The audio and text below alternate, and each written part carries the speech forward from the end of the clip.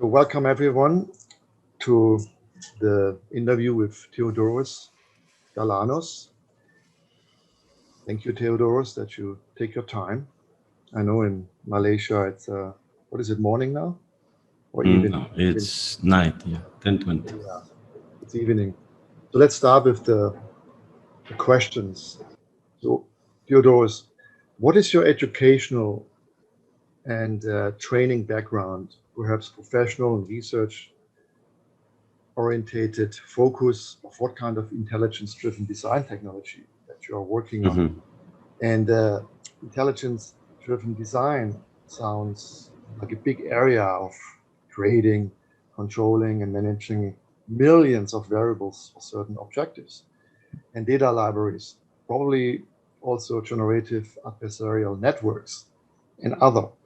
So what is your background?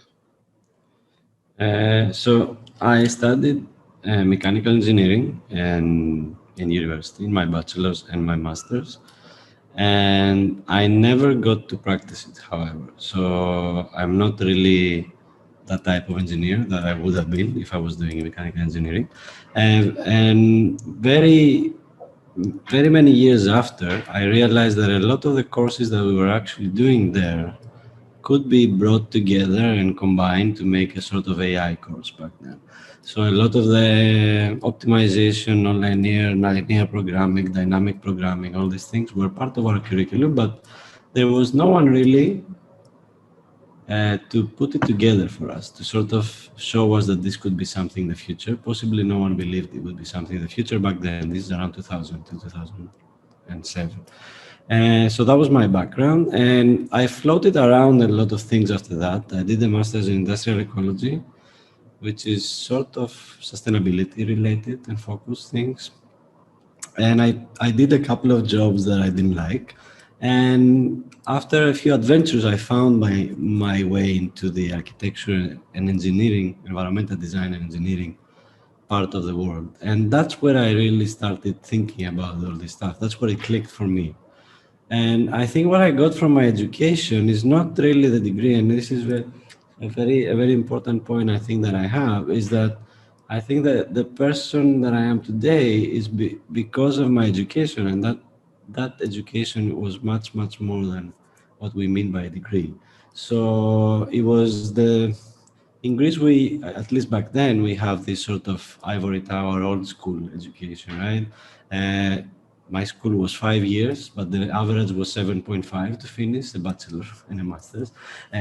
So it has like 70 courses and 39 laboratories, I think. It's something intense, but the courses are not important. It's the time you have. So the main part of that kind of education is the time. So I had time to debate, to fight, to talk about politics or social life or even strike. And I had time to party and have fun. And during that time, that was my education. So my education, I became this critical person because I had that time to sort of interact with other people. So I would say that the education that is driving me today is the space and time that I got to be curious and to be, yeah. While the other education, the mechanical engineering, let's say, and even industrial ecology, I do apply it in a way at my work because that's what we do, but it's not what drives me, if that makes sense. Yeah. Mm-hmm. Thank you, Theodore. It's a very interesting CV, so to speak. Next question. So John McCarthy, Alan Turing, Marvin Minsky, Alan Newell, and Herbert Tamanis were one of the noted founding fathers of artificial intelligence in the 50s, also almost 70 or more years ago. In the first half of the 20th century, then science fiction familiarized the world with the concept of artificially intelligent robots. And now we experience so much noise and hype, mostly from theorists that have little or no experience about how to create, for example, ML algorithms towards the concept of any current or future type of AI. So how do you distinguish between all the claims, the noise and hype about AIs, and what artificial intelligence really means for you that can achieve some future new workflows? Okay, that's an interesting question. First, I want to say that I'm not an expert in AI. I'm an enthusiast. I like to call myself an enthusiast, both because it's very hard to be an expert, and I want to give praise to the actual experts that spend their whole lifetime, as you mentioned, in AI. So I will try to answer from that point of view, an enthusiast, right? The noise that you get, I think there are two kinds of noise. One noise is the noise of a sort of over enthusiasm, right? People that come out with like very nice techniques, very impressive techniques that have impressive results. And the noise that is just marketing, just plain old marketing, right? Of like, this will change everything. This is the future of work. So, the future of design, the future of engineering, the future of chatbots or the future of dating, doesn't matter. But it's always the future of something. And you can tell when it's a marketing thing, if you just see it a bit historically, because in the last 10 years, there's probably been like 5 or 6 different futures of something, right? It's always in flux. So in order to kind of filter through that, there is no easy way to do that, right? There is no easy way. The only way I found is through these people like, that really work and are passionate about the field every single day, connecting with them, following them, interacting with them. I do that a lot. I answer and I talk and I discuss in social media the things that I have. So I'm not shy to say my opinion. And through that, I learn it. That's how I kind of learn. After a while, you get a sort of course, you need a bit of knowledge. So as an enthusiast and not an expert, I don't have a degree in, like, say, computer science or PhD in, mathematics or physics, but I do understand and I have a pretty good intuition about the technologies out there after this interaction, right? And I can sort of know by now what are the very difficult problems, where are we close to doing things, and where are we very far away. And I like to hope that I have a much better intuition and knowledge when it comes to design and AI. And there it's very easy for me to distinguish the noise, at least at that point. I have a very almost fun, even pessimist critique that I use sometimes. So every time you see AI in design or AI in a company, let's say in the AC, I think there's no AI. That's kind of like my funny sort of approach. That a lot of people that start selling their company through that, I feel there's not a lot. But the reason why I think I say the most is not this, is because at least in design, we don't share. So for example, there are companies outside of the AC that say that they do an AI, and you can also see it. You can go and find some models they have trained or technologies they created, they shared with the world. They have tools and products you can rent and use, you can beta test, right? While in design, it's much harder to find that. There are a lot of claims, but there's nothing practical. So that's the last way that I know how to go through the noise, by finding the practical implementations of these, ideas and these claims, and just trying them out. So, for example, right now in my research, I want to research generative design through partly, not everything, generative models. Generative models are not everything, but they are a big part of that. So how can I go through the noise and what works? I just take one after the other, and I try, and this is very crucial, I think, I try to, because you can find everything out there kind of working, but you should be aware that everything works or is published or is promoted at what works, right? So when you see another new gun having exceptional results in creating new faces that you cannot distinguish from the real faces, you should be very, very, how to say, very critical to that, because faces are very easy to create. That's what it is, right? That's why everyone is using a face dataset, because it's very easy to create, to train and run. So you should ask, okay, if I take this model and I put it on, layouts or architectural buildings or renderings or dogs or something else, is it going to work? So you should try to break it, like try to find like edge cases, which sometimes they're not the edge cases, it's just all the other cases where this doesn't work. So this is, I think, the last thing that I do that is the best way to break through the noise. Get things that are out there and try to toy with them, play with them, and see where they break. Right? That's kind of the last strategy. Thank you. I hope I Excellent answered. answer. At Yeah, some point, I think I lost my train. I hope I answered. excellent. Very good. Third question. So, what type of generative design and or topology optimization tools for the AEC, which is architecture and engineering and construction, with visual programming and scripting workflows have you used? The question I'm asking here, or that we are asking you, is related to the integrated project delivery processes between architects, engineers, builders, manufacturers, and others.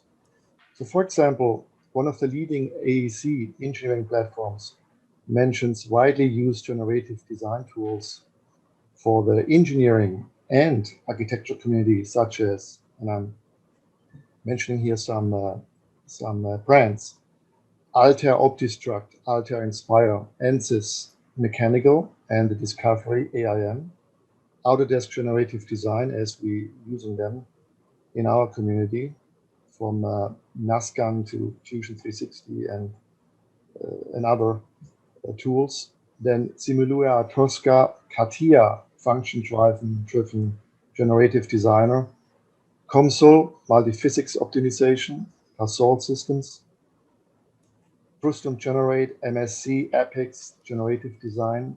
Then again, Nastran and Patran, which is an MSC brand that also is used by Autodesk. Then N topology, element, parameters, CogniCAD, Siemens generative design, which is used for infrastructures, building automation mostly, and SolidWorks. So are there others that you know and use and have developed? Okay, that's a nice question. That was a big review of software that I haven't used. So I know most of them by name, but I haven't used. So I think there is a few layers to this question. First, it's what is generative design, right? My personal view, and I generally have this sort of polemic positions, is that most of what we do in the AC is not really generative design. At least not in the in the point of view that generative design was around the 60s, or it started happening, right? And all the different techniques that were coming out of either, physics, not really physics, art, I think shape grammar was a combination of art and biology, and all these ideas of like doing generative design. What we do right now is not. The name has been co-opted, of course, and it has been stamped on things that are closer to what I call parametric design. That's not a big problem, right? Parametric design also generates things, so you can call it generative design, right? It generates options and it searches a space, a design space. But there is a difference, I think, from generative and parametric. The difference is not very subtle, but it's not very widely known because we don't use it. Parametric design is highly convergent. So we have like specific parameters, a specific design space, right? And we try to converge the solution. We try to find the optimum, something good, right? And generative design, the way I understand it, is highly, or hopefully, divergent, which means I have an idea of what my problem is, and I want to explore highly diverse solutions that may or may not be good, right? These are completely different paradigms. So the parametric approach is very well supported by many tools. I've used Grasshopper mostly. Revit and Dynamo does it as well, and all the Autodesk suite. And I'm sure all the other tools that you mentioned do it. And they are very well suited because they are suited to this idea of like, these are my parameters, this is my slider ranges, I put them in, and now please find me some good solution, or a Pareto front of good solutions, right? But they are not at all prepared for what is a bit more open-ended divergent design. So I can't go to Grasshopper and say, okay, what if you try to do something randomly here, or try to search some other parameter you didn't know, or like mutate to a different region of the space? It's very hard to do all this stuff.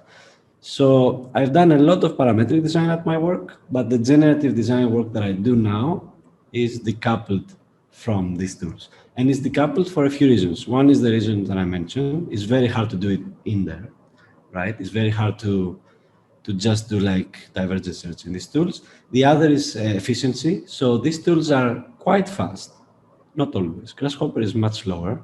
Dynamo is also, I think, much slower. The Autodesk suite is faster because it has a whole cloud to support you, but it's not always accessible to all users, right? But these tools are quite slow because when you do generative design, another difference is the scale. So parametric design, you can look for hundreds or thousands of alternatives. In generative design, you want to look for hundreds of thousands or millions of alternatives. And that's something you cannot do in the software stack that we have right now. It's not efficient enough. It's not fast enough. So my work is decoupled, and I do it How I do it is so far simply. So I have simple ways of exploring designs. At this point, mostly urban designs, but also like building layouts soon. And I do that by code and with very simple representation schemes. And this is another very important part of design exploration. And with as little overhead of these tools as I can, right? So most of the, let's say, generative design that I do is just, some Python code, which is usually very simple, right? Because that generative design, for example, GAs, right? Genetic optimization, or even like evolutionary design, is really, really, really simple, right? You get a representation. So let's say my buildings are curves. And then you find a way to mutate them. What is the mutation? Okay, just change them. So for example, maybe you rotate the buildings, or maybe you move them around like puzzle pieces. Maybe you stretch them a bit, and maybe you make them smaller. And then you find other parameters to mutate. Maybe the heights change, right? And you do that randomly, and you do it over and over and over. And you do it in a sort of gradient-free way. So there is not a process where at every iteration gets better, right, necessarily. But it just searches the space, and it does have a guide, an objective, but that objective uh, doesn't completely bind the process to the search. So that's my approach right now. And the field that follows this, it's called quality diversity. So my research right now focuses on exactly that field, quality diversity and open-ended design. And quality diversity is is a spin-off of evolutionary design that says something very different. It says instead of finding one or a few solutions, let's take a big space, partition it, and find many, many solutions at different stages. And this is very different. And this is what I mean that we are not doing this kind of generative design architecture or engineering, because this paradigm is completely foreign to us. So when I was trying to optimize something for projects, right? I was really thinking about, okay, this is my objective, right? Let's make it better. I was never thinking, okay, how big is the objective space itself? Maybe it goes from 0% to 100% my metric, right? What other metrics can I have? This, okay. What is at 10% and 10% quality? I would never ask that. Why? Because 10% is not good, right? 10% is something that I don't want. Let's go to 90% directly. But it happens, and this is something, an insight that is quite proven, that in complex problems, we have what we call deceptive landscapes, which means that if we follow the improvement, we get into dead ends. We don't discover everything that is worth discovering in the design space, right? So this quality diversity, and I think how the future generative design will be, and I'm hoping that it will be synonymous to generative design, does exactly that. It says, I will look for both good and bad designs, because those bad designs will be stepping stones to something better. And because without those bad designs, I will never be able to find something better. So this is I think the radical shift we need in architecture engineering, of saying that we won't optimize anymore, and we won't optimize because we actually want to find even better designs. And it sounds very counterintuitive, and it's very difficult to convince anyone on this, even myself, right? I haven't proved it yet. There are good results in other domains, but I think it's hopeful. So yeah, I think I drifted again from the answer, but to summarize, yeah, very little of the current tools I'm using, because my work tries to focus on sort of changing the paradigm of what generative design is. But you can still do through these tools. They are very useful still. So for example, sometimes it's very hard to create an initial dataset, something that you can play with, right? That Grasshopper, Dynamo, and Autodesk, all these tools are perfect for this. You can design a problem, you can put some variables, hopefully very diverse variables, and you can say, just generate things. I don't care what they score on, just generate things, right? You can use these tools for that. And then you can take that and play around with. So that's kind of like where I am right now. A big answer, sorry. Thank you. I'm skipping the fourth question because you already answered that. Oh, okay. Even you don't know the question, but That's it's very worth to nice. skip it. And I'm creating now a freestyle question that is not following the protocol I set up here, just to extend the question from before that you answered. Co-teaching with you in our sustainability or sustainable practice studios, showing us that there's a literacy among the student and even the instructor population in, I'm not saying US universities, but maybe widely spread, that there is a misunderstanding of generative design workflows when it comes to a tall building, for example, or any typology, building typology, that needs to be coded towards existing local or regional or national or international building codes with schedules, zonings, etc. So it is interesting that we do have those tools to create an idea by just simply creating a CVS Excel spreadsheet or something like that to get a rough overview about the building type itself, and then the space types with their schedules and adjacencies as it has been developed and reiterated and further optimized.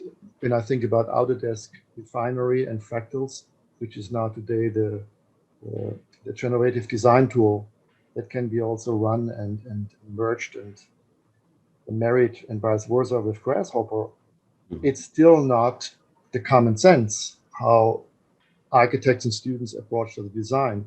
Mostly they first create sculptural forms and look at the evolution, if it's aesthetically pleasing, if it fits into the landscape. And then they are going back to the quantification. So what do you think, or what is your observation? What is the problem here? Why the training of architects is so far behind compared to engineers? Because engineers, they quantify from the first day of the project or the integrated project delivery process to ask a simple question: what type is it? How much air do we need? Where's the circulation? How do we scale the egress, etc.? These are all workflows that generate the form and the functions that follow.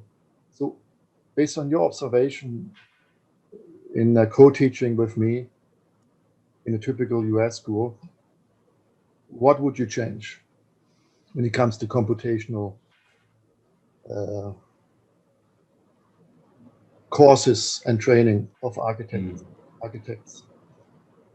Okay, I will try to yeah, sure. Something because I think we discussed this, that many European or Asian schools already in the elementary level, or then later on, they are mixing math with coding and scripting for quantification to understand the idea of space and activities. So why is this lacking? Yeah, I will try to answer, because obviously I don't have that much of a teaching experience in this specific domain, right?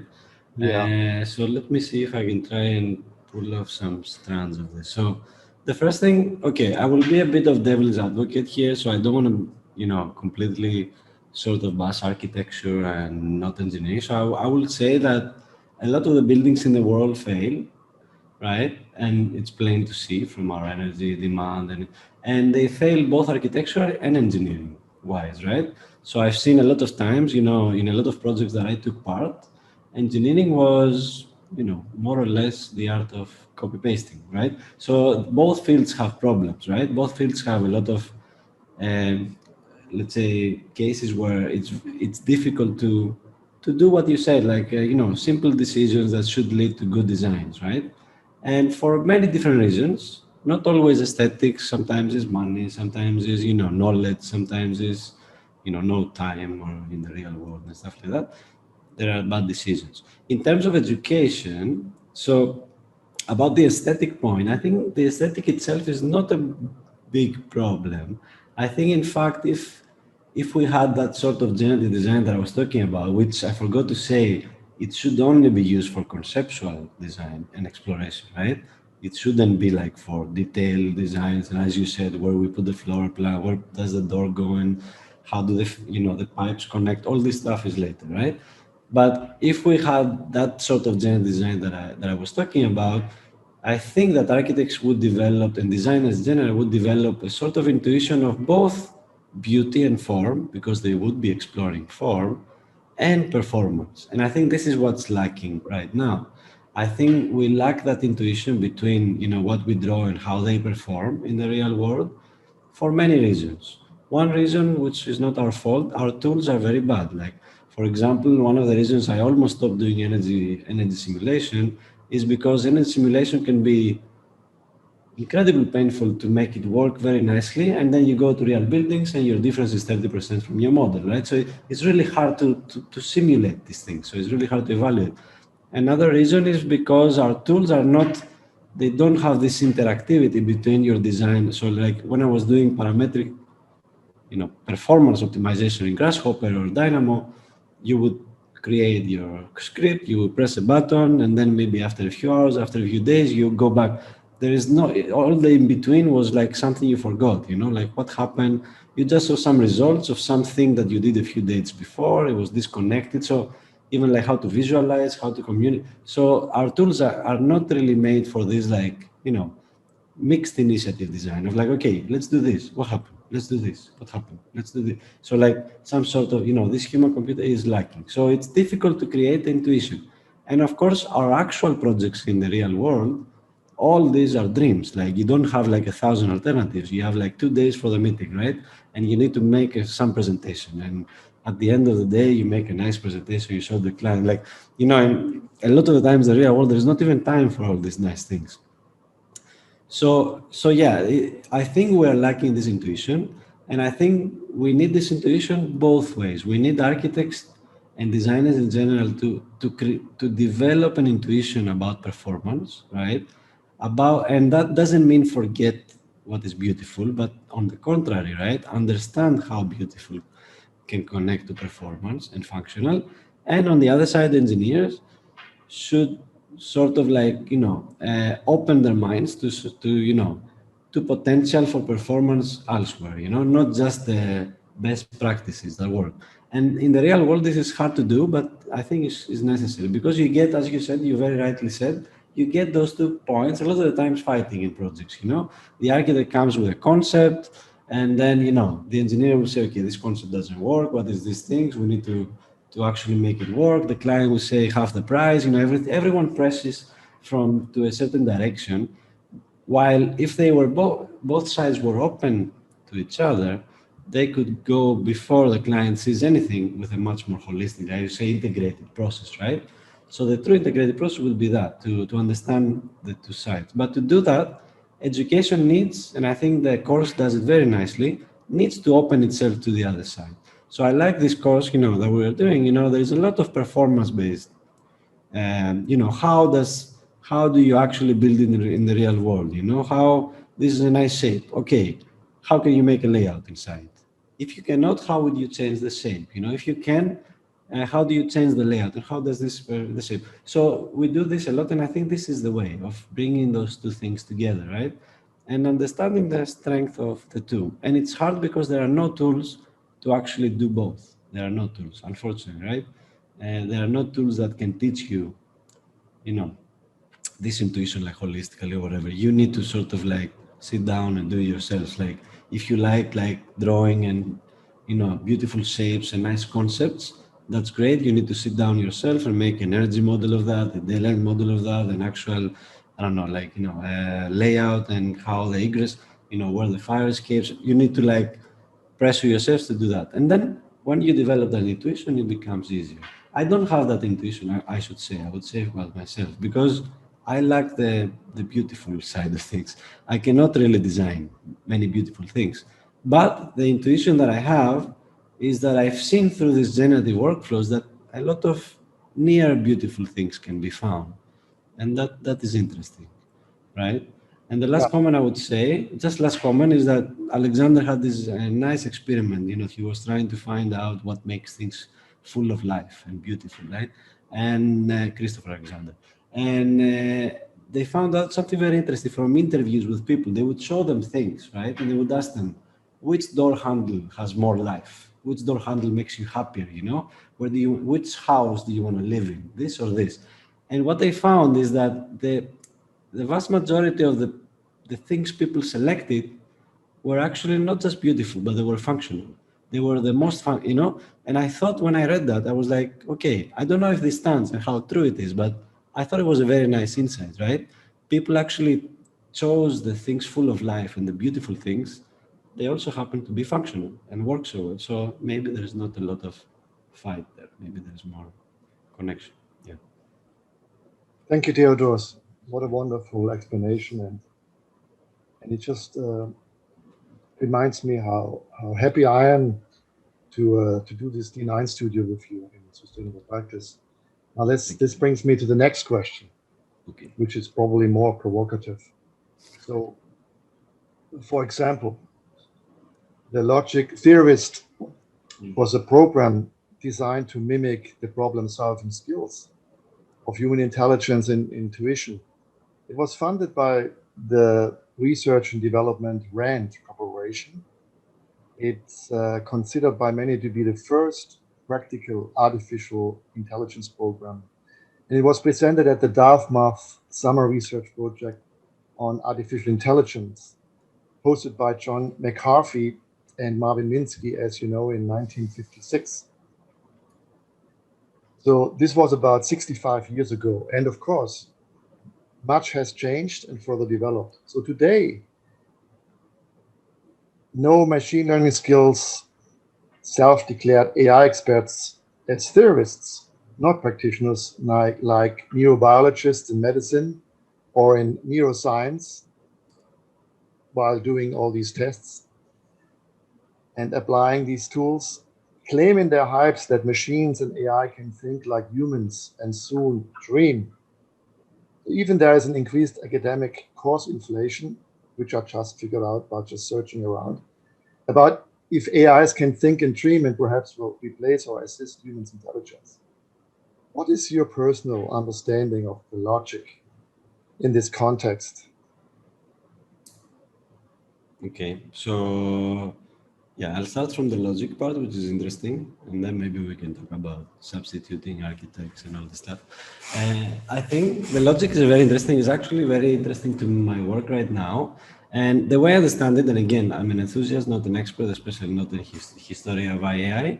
The way I understand it, we started more symbolically, right? We started by trying to understand how we can sort of generate, knowledge and expert systems and, a bit more hard-coded way. So the first systems that were created, they had a lot of rules, symbolic rules. If this happens, this should happen, this should go together, these things should be opposite and all this stuff.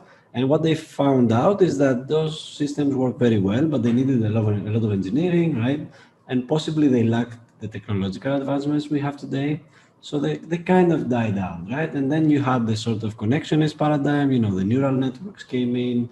What if we do things like our brains or our eyes and connect? And they started doing this way, and that was a more like statistical approach, right? Let's feed these things and let's change these weights and maybe something comes out. That also started dying out at some point. Again, no technological paradigms. And today we're in an interesting era where this connectionist paradigm went almost to the extreme, right? We have all these GPUs and tensors and all this incredible technology that really pushed it, and actually the scale, right, that pushed it over the edge, right? It made it do incredible things like, beating human performance in many, many tasks, right?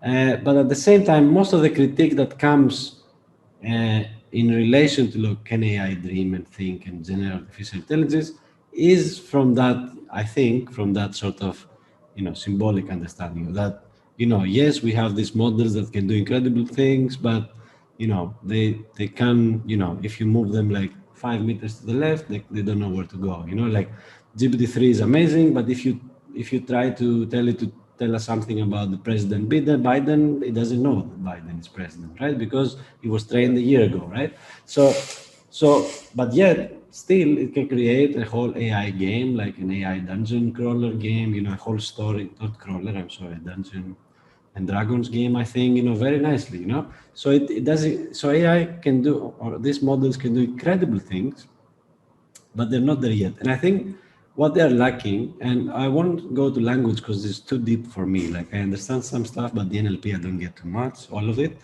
But at least in the generative, the GAN or generative and art section, right? What they have, very big models that they can sort of absorb the input data, right? They can understand the latent space or the space of the data, and they can generate beautiful things, right? But what they lack is this structural knowledge that this old system would have. So this knowledge of like, I want you to create out of hundred thousands of images of layouts that I gave you, and I trained you, I want you to create, a style gun to create some layouts, right? And if you do that, 99% of the layouts you will create, it will not be layouts that you can use, right? Because some wall will go out, some things are extending. It's not going to follow the constraints that we wanted to follow, even if all your inputs were actual layouts. So I think the interest I have in logic in AI today is exactly this. How can we incorporate structured knowledge in this generative model? So how can we say, generate a layout with these constraints? The living room has to be this big. And then have your style gun, whatever gun, generate an output where the living room has this range of square meters. Or you need to generate something with 2 bathrooms. Or you need to generate something with the 2 bedrooms on the east side. No one can do that yet. And there might be ways, but I think that's the next step we need to take if we want these models to be useful and practical, right?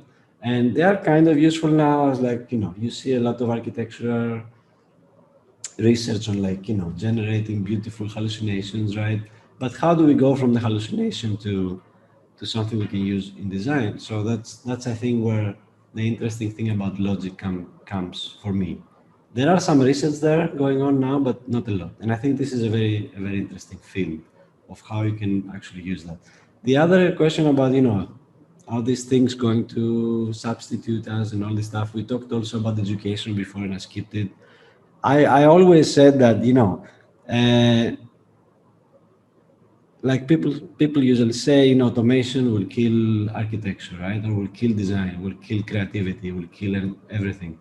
And what I say, again, as a devil's advocate, is that, you can't really kill what is already dead. And the idea is that if you go in the real world, right, or just go outside the house, maybe Miami is a bit more high profile, but if you go in other cities, I don't know, are the buildings really different? It's just another box with another glazed facade, maybe a curtain wall, right?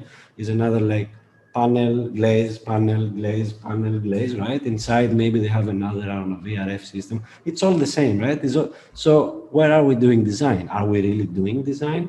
So my positive twist is that, in fact, all this automation or augmented design, if you call it or whatever, it might actually let us do design, right? It might allow us to actually do design for a change, and at the level where it might have an impact. Because again, like most of the discussion happens in the community of like experts in computational design. Like I doubt if 2 or 3% of firms of people are doing computational design, or maybe 5%, and even the biggest firms, right? How we imagine it here, generative stuff and parametric. So even that community is very small, but why? I think that AI and these deep learning models, what if they can democratize these things, right? The same way when I showed you infrared, right? What if everyone here can do a CFD study anytime you want? A wind comfort study. Why is it only the experts, right? Or why does it have to be exactly correct? No, during concept design, in fact, it shouldn't be exactly correct. It should be like open to exploration. So I see it positively for that sense of like how automation, augmented design will impact our work, right? I see it positively. Of course, we need to change our skill set a bit, not drastically. We discussed about coding at school. I think that's nice. It's good to learn how to think as a coder, even algorithmically. It doesn't need to be a language, right? Although I would be a bit cautious there. Like even with my kids, I'm a bit cautious. I wouldn't raise them as coders, because that would remind me of the 70s where we raised people to be engineers, right? Specialists, right? I would raise them of like, a bit more general. I think the biggest advantage you can have today is being a generalist. So you don't need to be an AI expert. You don't need to be a developer, right? Because there is a lot of demand right now, even in the job ads you will see, right? When you see a job ad, it has like this many requirements, and there is everything they can find, they put it in there. Python, TensorFlow, Python, it doesn't matter, right? You don't need all that. What you need is curiosity and understanding of some, of these technologies, and just the will to use them, and just create a portfolio, right? So that's a bit my twist on them, on special, on coding and all the new things we need to learn. We should learn them in practice, find a problem you love and try to solve it with different ways.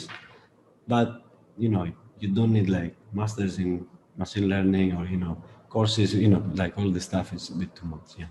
Sorry, I don't know if I hope I answered the previous question. I think I did with Thank you. Very well. Very well. Symbolic stuff. It's extremely stimulating. And while you're answering those questions, I'm also thinking for the next interview with Professor Mark Finlayson, a former MIT expert on AIA now at FIU, which happens on Thursday morning. I would say he is actually an expert, so you can ask him like expert questions. So I already got some ideas for new questions, and of course everyone is welcome to put those questions into an email to me. So I'm skipping also the next question because you already answered it. You don't know what it is, but you answered it. So let's get to the last two questions. Okay. So in 2012, let me just get the example here. In 2012, 9 years ago, my colleague and I, Alfredo Andia, stated in our publication on post-parametric automation in design and construction that digitally disrupting platforms in the AAC need a moonshot thinking to improve workflows and units of self-learning and organizing in a high percentage to move forward. And we know already, and it's published in that book, and of course Siemens does the same with their publication department. Siemens has developed self-learning factories and automation via genetic algorithms and neurosystems that they are using. They are going already beyond the traditional thinking in practice or in education. So what would be that moonshot thinking for you, in your opinion? What would be something like needs to happen in the next 10, 20, 30, 40, maybe 50 years? Because you have kids, right? And you just mentioned your kids, and you are part of this adolescence and child development. You see all the stages, which is extremely helpful when I think about my 4 kids, when we went through these ages of development and adaptation in different countries and cultures and contexts, learning different languages. So what is your moonshot thinking? So let's see, I think it really needs to relate with the pressing issues that we have. So I think we are facing like societal level problems right now, even though we like to ignore them. So for example, when I'm thinking of where should I stay, where should I move if I want to move, right? I don't think about price anymore. I don't think about, schools maybe a bit, I do think about, what is the climate there, and what is the climate going to be in 40 years, right? And, because that's where I would like the kids to grow up and maybe they want to stay there forever. And how are the food processing, capacities are going to be affected there, if they are affected, how is the resilience of that space? So we have like very big problems, and I'm literally thinking of 50 years ahead for which city to rent a house, right? And I think so if we were to do like something like a moonshot, as you said, I think it would have to be like, to start now and figure out a way how to really impact these problems through design. We are not doing it right now, right? Not at all. Actually, we are doing the opposite, right? I don't know how many. I forget the percentage of emissions that the built environment has. And to do that, I think we need to sort of switch. I don't know how this happens, but we need to switch this idea of like, sustainability is, and is at these big projects, like, and the impact you can have is when you have a master plan that is very sustainable. It's not. It's in the millions and millions of projects that you don't know, right? So I think the biggest moonshot thing that I can think of in the AC is to somehow develop tools, knowledge, and technology to actually solve problems with design, right? Which we're not doing now, and we don't. It's obvious. I don't know if it's the tools or us, but we're not solving them, right? And two, and this is the hardest part, make them absolutely accessible to everyone. Everyone. And this is very difficult because the biggest companies right now that do have the resources to create these tools will never share them with anyone, right? If the AI domain is open to an extent, like you can find, Google and Facebooks and whoever else models online and download them. NVIDIA publishes their models every other week. In the AC, you can find anything. So my biggest change would be this, of finding structures where we can develop like knowledge that impacts the real world positively and in an open source manner, right? And then apply that or enable the application of that in every scale project, right? And I think this is how we change the world. We won't change the world with, high tech, specific technologies. Look at this building and this facade is incredible. They did this. Okay, but can you do that? I don't know.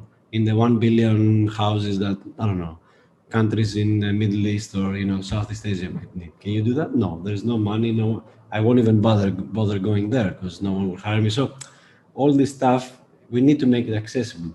And I think you mentioned an example of, this example of factories is interesting. One way to do it, right? Because design is an extremely difficult domain, right? It's extremely difficult. It's not even Go and all this stuff. It's much harder than, learning to beat Go, I feel. It's closer to making a chip, which is like orders of magnitude harder than Go. But design is difficult. So maybe we can do it by, maybe having a more manufacturer approach to design, right? It doesn't all need to be, this, we still keep the aesthetic, but maybe, for example, offsite construction can be something, right, for the future. Why am I excited about offsite construction? Not really because I can build, 40-story buildings in 2 weeks. I don't care about that, but because I can build 1 million houses maybe in a month, right? And I can do it at, as you said, in a self-learning factory, perhaps, where I have like a lot of research on creating, materials and connections and, material science and performance at that level. And then I have a very high quality way of putting everything together. So perhaps that can be a way to do both, to develop both technology and good buildings that impact the world. Maybe, yeah. Thank you. Now to the last question. So consciousness, awareness is a popular topic discussed by many architects and theorists whenever AI is brought up. For example, the German building automation infrastructure giant Siemens and the Chinese giant Alibaba are already using building integrated sensory data processing and deep neural networks to operate, control, and predict building performances, including entire infrastructures in countries, regions, cities, and not just limited to buildings. So automation and data depository libraries based on a sensory infrastructure that collects millions of data sets, personal, privacy, maybe unprotected data sets, and personal experiences of building users through space is already implemented and very hard to control and to follow.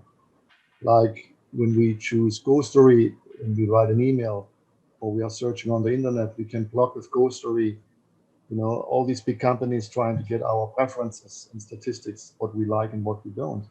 So is this not going too far? Isn't trust and trustworthiness and ethical and many other areas violated by this kind of development? What is your take on that? Yeah, that's a huge question. It's like a whole session by itself. Obviously, it's gone too far. The problem we have now is that I think the whole not society so much, but at the economical level, which a bit determines everything else, everything is rotating around this sort of personal information, right? And you can tell that the biggest companies in the world, right? They don't become, no one becomes $1 trillion company because they have a good product. Anyone that thinks that is I think that's very naive, right? None of them have a good product. All they have is control, right? So Google is a $1 trillion company because they control the world of not just advertising, which is the biggest, but they control, the entrance almost to the world wide web, in a way, right? The same way Amazon became a $1 trillion company because they control e-commerce, like the actual sphere of commerce, right? That's how they became. They didn't have a nice site where people loved and they gave them money. They actually became the gatekeepers of that. So it's going way too far, and obviously it needs things that I'm not expert at, regulations and legislation, all this stuff. And it's like from inside some work, like, and we see all these troubles with ethical AI, like, for example, Google actually firing their ethical AI team, right? So even these companies are very hard to actually regulate themselves. But at the same time, I think you will need some activism. Like, I think the problem we see now is massive and different, but it's not very different than the other problems we faced. And we have sort of fought against with activism a lot of the times by people that we don't really like, right? All these people that you see there, they're probably some, doing some shady things, but they're the ones keeping even uglier stuff away from you. Yeah, and I'll be very provocative here. In Greece, for example, we passed through an era of, let's say, political extremism, right? And there was quite a bit of extremism from a specific side, let's say right-wing extremism, I would say, right? And it came to a level where it was confrontation, right? And the everyday person doesn't want that. Like we never want that danger. We will walk away. And there was no one to protect you by activists, by other people who you usually wouldn't like. And they would be there to take. So I think we will need some sort of activists. This will be a technological activism, right? We will need some sort of hacker community in a way, but the old school mention of hacker, like coders, developers that will make programs, not to break things, they're not crackers, right? They will make like infrastructure that is independent, for example, and there are some programs for that, right? They will make like security systems that try to keep like your privacy and differentiable privacy, right? They will even make, I hope, deep learning models that would fight other deep learning models, right? The same way people are making models to maybe stop surveillance models, right? So we need this sort of activism because there's no other way to do it because we don't have the knowledge to do it, and we are losing slowly the power to do it. So yeah, it's a very big problem. I don't know how, if we want to relate it to architecture, to the AC, I don't know if it's easy relatable, but for example, yeah, there is a danger there, even, it's not there yet because it's very marketing term, the digital twin, but that's also a very nice field for that to creep in, right? If digital twin becomes very popular and actually applicable, and if we make twins, right, how do we treat the privacy there? How do we treat that information there? And how we can. So we will need ways to do it, and some of them will be architectural ways. That's an interesting topic to think of. How can you design spaces that preserve privacy, for example, right? That's a question. I don't think if anyone has ever asked that question in this sort of aspect of, surveillance and all this stuff. Maybe they have, theoretically, but They, practically, technologically. Yeah. they do have So, in yeah. the building automation community. These are the most asked questions. Yeah. And in the European Union, for example, there is this certification for building automation tools, the UEN building automation benchmarks, and face recognition and cameras and data collection is a big issue. It's a big Yeah. So I will say this, that there is a problem. I think, Mark will answer much better than me on this, actual expert AI. But there is also a solution, I think, as I said, activism. And the other solution would be to fight this sort of, attack on personal data by creating, data that is powerful and open source. And again, I will go back to the open source in the AC, for example. How can you fight, large corporations that might, gather enormous amount of building data, and then they can, just get the whole market, and, how can you fight that? Okay, you open source an enormous amount of building data, right? And everyone can build like tools or have new designs and new design workflows and all this stuff. So that's what I mean by activism. We might need also sort of data activism in that direction. Yeah, thank you, Theodoros. Very Thank you. well answered. You've taken. I hope it was interesting. Thank you very much. Extremely. And I will invite everyone to join then on Thursday with Professor Mark Finlayson, our FIU AI expert. And thank you again, Theodoros, and we see you soon at 2 p.m. today. Thank you. Yes, very soon. See Thank you you, later. everyone. Bye-bye. Bye, everyone. Bye-bye. Take care.